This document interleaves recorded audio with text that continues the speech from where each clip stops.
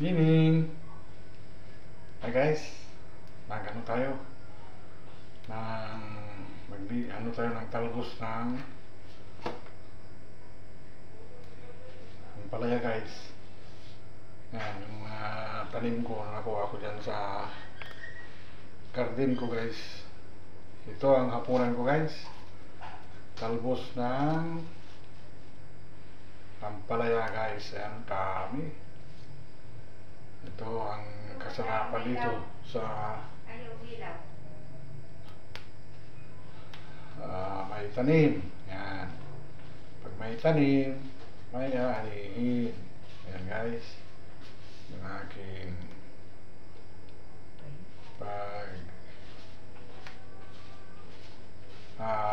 lilinis ng talbos ng ampalaya guys. Ayan. Sariwang-sariwa ito. Nakuha ko dyan sa aking backyard garden. Oo. Aking backyard garden. Masarap to. Ano ang saw-saw mo dyan? Di, isapaw mo lang sa ulam ko na paksiw. Isapaw lang ito sa paksiw na isda guys. Papaksiw ang aking sister-in-wife na aking ulam. Kasi iwas tayo sa mga prito-prito guys. Iwas ako sa mga prito. So ang ulamin ko lang mga ganito, mga fresh gulay. Ang dami guys, oh. Talbos ng palaya. Bukas naman, loobin ni Lord, ay ano naman, talbos naman ng kamote. Pero ngayong gabi, ito, talbos ng palaya, ng ating nililinisan. Natanggal natin yung talbos sa yung tangkay. Ayan. So, sariwa. Fresh na fresh guys. Kakukuha ko lang sa aking backyard garden. Ayan. Yung aking ulamin na sa ngayon. Gabi, hapunan ko. Ito lang ang ulam natin. Okay na sa atin. Ganda sa katawan ang mga fresh na gulay. Iwas tayo sa mga kolesterol. Kasi pagka ganito edad natin, hindi na tayo masyado sa mga kolesterol. Tayo rin ang iwas na tayo para hindi na tayo masyadong magkakain ng mga ganyan. Pwede naman paminsan-minsan kumain ng kailangan din ng katawan ng routine. Paminsan-minsan kumain din, pero hindi na katulad dati na tuto-tuto tayo kumain ng mga karne. Pero ngayon hindi na, kasi hindi na tayo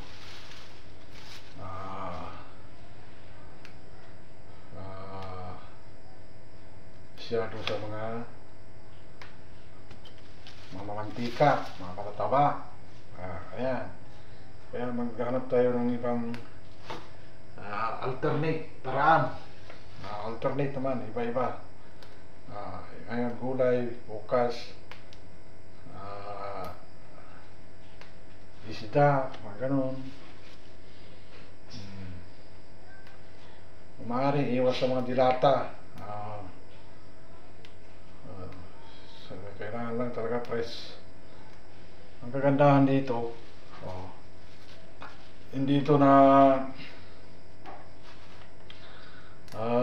sayaran ng anumang mga insecticide.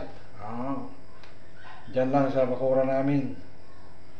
Yung mga ibang gulay kasi alaga sa insecticide. Ito wala. Sarili kong tanim. Diyan lang siya sa aming backyard garden. kong tanim dyan, sari-sari.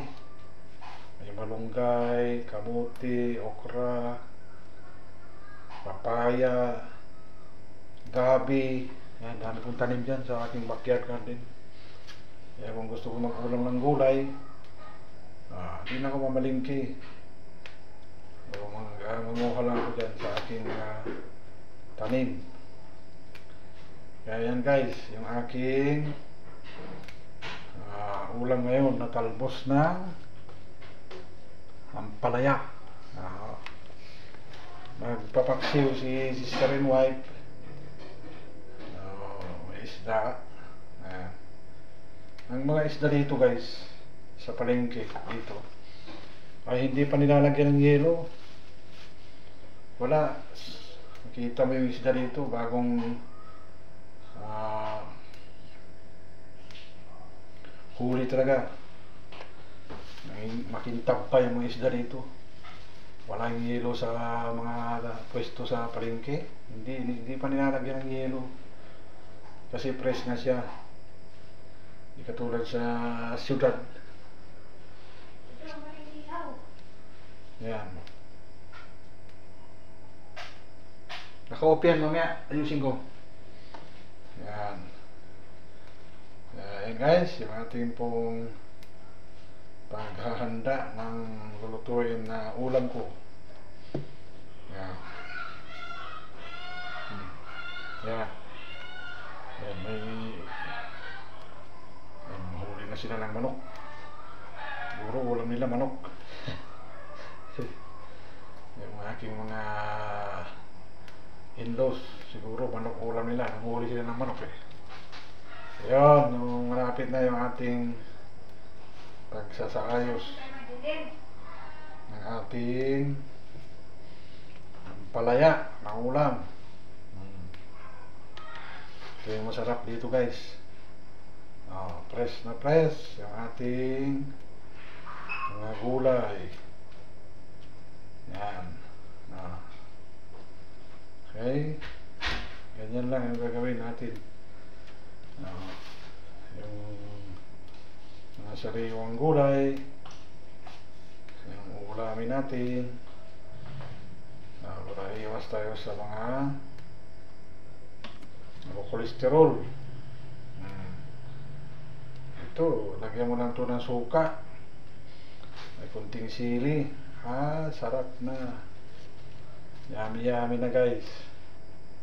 Ayan yung aking ulam ngayong gabi. Isasapaw lang ito sa isda na ipapaksiw ni sister and wife. Ayan. Yan yung aking ulam. Yun. Kung mag-ayos dyan, naka-off yan kaya ganyan. Ayan, malapit na tayo. Ito yung aking ulamin guys, yung talbos ng ampalaya. Unique na ulam guys. Fresh from my backyard garden. Ayan yung aking inililinisan na talbos ng ampalaya. Ito na. Tapos lagyan natin ng mamaya, sili. Dami kong kinuha na sili na nakarang araw. Ganun lang. Hindi tayo masyadong mag-ano sa mga ito na. Yan yung aking naayos na talbos. Ayan guys, yung aking ulamin ngayon na talbos ng ampalaya. Kunting luto lang yan. Isasapaw lang yan sa kay dilim din sa labas. Sa ating lutuin na ano guys, ayan o. Tapos plus sili, ayan o. Hinog pa o. Guys, thank you. Salamat sa inyong panonood sa aking pag-ayos ng aking lamin na talbos ng sili, ng palaya. Bye bye bye. God bless.